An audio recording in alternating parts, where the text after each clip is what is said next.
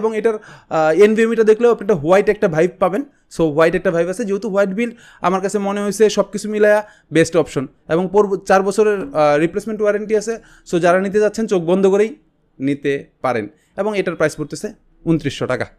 তো 5700X এই বিল্ডে আমরা গ্রাফিক্স কার্ড হিসেবে RX 580 সিরিজের একটা গ্রাফিক্স কার্ড ইউজ করতেছি, যেটার প্রাইস 12,500 টাকা।